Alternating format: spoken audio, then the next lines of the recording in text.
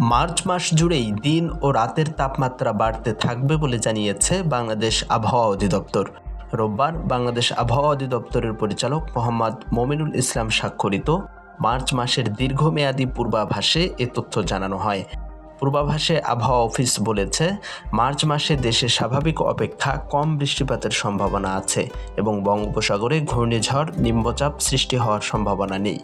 এ মাসের শেষের দিকে দেশের পশ্চিম দক্ষিণ পশ্চিমাঞ্চলের উপর দিয়ে 1 থেকে 2টি মৃদু মাঝারি ধরনের তাপপ্রবাহ বয়ে যেতে পারে। এই মাসেই দিন ও রাতের তাপমাত্রা ক্রমান্বয়ে বৃদ্ধি পাবে। দিন ও রাতের তাপমাত্রা স্বাভাবিক অপেক্ষা বেশি থাকতে পারে বলেও জানায় সংস্থাটি। দীর্ঘমেয়াদী পূর্বাভাসে আরও জানানো হয়, দেশে 2 থেকে 3 দিন বজ্র ও শিলাবৃষ্টি সহ হালকা মাঝারি ধরনের এবং একদিন তীব্র কালবৈশাখী ঝড় হওয়ার সম্ভাবনা রয়েছে। এছাড়া মার্চ মাসে দেশের প্রধান নদ নদীগুলোতে স্বাভাবিক পানি প্রবাহ বিরাজমান থাকতে পারে। এদিকে চরমভাবাপন্ন আবহাওয়ার সতর্কতা দিয়েছে বেসরকারি আবহাওয়া সংস্থা Bangladesh weather observation team BWOT।